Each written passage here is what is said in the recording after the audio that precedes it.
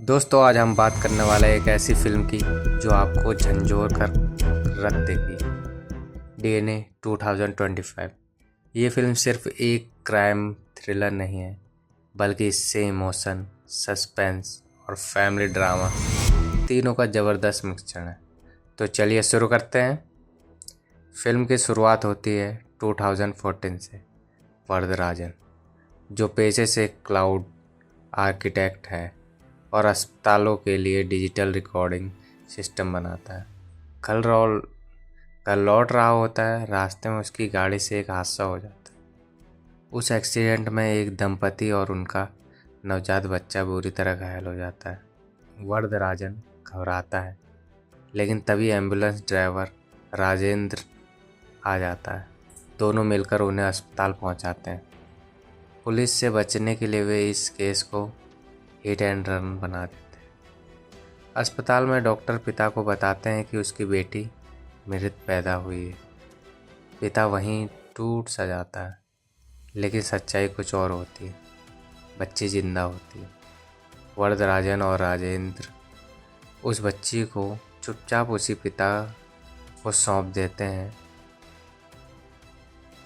और बहुत सारा धन उसी से कमा लेते हैं कि ये बच्ची तुम्हारी नहीं है, लेकिन किसी और की है जो तुम्हें देना चाहते हैं।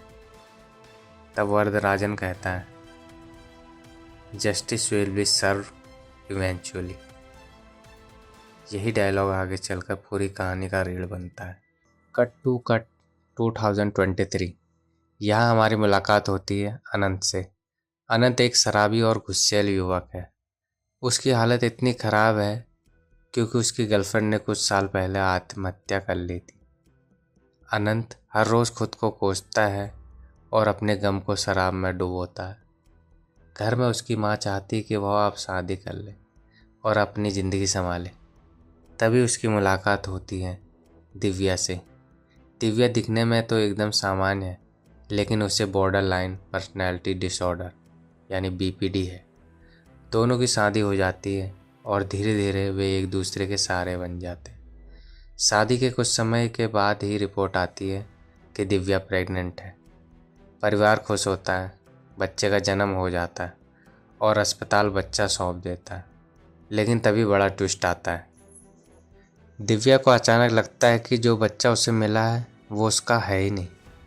वह हर बार कहती कि बच्चा बदल गया है, लेकिन डॉक्टर और अस्पताल स्टाफ उसे उसकी बीमारी बीपीटी के लक्षण मानकर नज़रअंदाज कर देते हैं। यहाँ तक कि डॉक्टर महिमा अम्मल भी कहती है कि दिव्या को भ्रम हो रहा है। अनंत पहले तो दिव्या की बात को गंभीरता से नहीं लेता, लेकिन धीरे धीरे उसे भी शक होने लगता है। तभी पुलिस इंस्पेक्टर चित्रा स्वामी केस की जांच में आता है। जांच में सामने आता है कि बच्चे के जन्म वाले दिन ऑपरेशन थिएटर का सीसीटीवी फुटेज गायब है। करीब 20 सेकंड का हिस्सा रिकॉर्ड में नहीं। जब इसको खंगाला जाता है तो पता चलता है कि उस समय किसी ने कैमरे के सामने गड़बड़ी की थी। धीरे धीरे जांच बढ़ती है और असली सच्चाई सामने आती है। यहाँ पर एक पूरा बच्चा स्वैपिंग रैकेट चल रहा है। इस रैकेट में शामिल होती है नर्स शैलजा और उसकी जुड़वा बहन और एक बूढ़ी औरत मूर्ति। ये लोग अस्पताल के स्टाफ के साथ मिलकर नवजात बच्चों को उनके माता पिता से अलग करके अमीरों और विदेशों को बेच देते हैं। अनंत और चित्रा स्वामी जब और गहराई से जांच करते हैं तो राजेंद्र सच उगल देता है। वह बताता है कि उस पूरे नेटवर्क का मास्टरमाइंड और कोई नहीं बल्कि वरदराजन ही। वही वरदराजन जिसने 2014 में हादसे के बाद बच्ची को गलत हाथों में दे दिया था। वरदराजन अपनी क्लाउड टेक्नोलॉजी और डिजिटल डेटा का इस्तेमाल कर बच्चों को डिमांड के हिसाब से तैयार करवाता था। जैसे अगर कोई विदेशी कपल किसी खास राशि या जन्म समय पर बच्चा चाहता है तो वरदराजन उस हिसाब से बच्चों को स्वैप करवा देता था। राजेंद्र जब अप्रूवर बनकर सच बताना चाहता था, वरदराजन ने उसे मरवा दिया था। अब अनंत और चित्रा स्वामी के पास कोई और चारा नहीं बचता। वे पूरी ताकत झोंक देते हैं वरदराजन को पकड़ने में। फिल्म के क्लाइमैक्स में एक्शन और इमोशन दोनों ही देखने को मिलते हैं। अनंत और चित्रा स्वामी पूरे नेटवर्क का भांडा फोड़ कर देते हैं। शैलजा और उसकी टीम गिरफ्तार होती है। अंत में दिव्या का बच्चा उसे वापस मिल जाता है। जब वह उसे उसी मंदिर में देखती है तब उसे उसका चेहरा याद आ जाता है कि उसका बच्चा वही है। तब वो लोग मिलकर, खासकर अनंत, वरराजन को मार मार के उसे सच उगलवा देता है। वह अपने बेटे को गले लगाकर फूट फूट कर रोती है। अंत में दिव्या का बच्चा उसे वापस मिलता है। वह अपने बेटे को गले लगाकर फूट फूट कर रोती है। अनंत, जो अब तक शराब और अपराध बोध में जी रहा था, अपनी फैमिली को पाकर जिंदगी में नई शुरुआत करता है। वरदराजन का वाक्य justice will be serve eventually अब सच हो जाता है, क्योंकि न्याय अंत में मिल ही जाता है।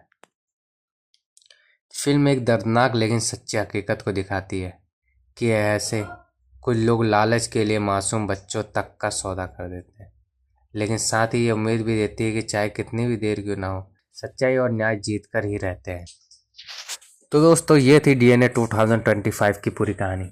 आपने देखा कैसे एक टूट चुका इंसान अपने परिवार को बचाने के लिए दोबारा खड़ा होता है और सालों से चल रहे बच्चों की तस्करी के गंदे खेल को ख़त्म कर देता है।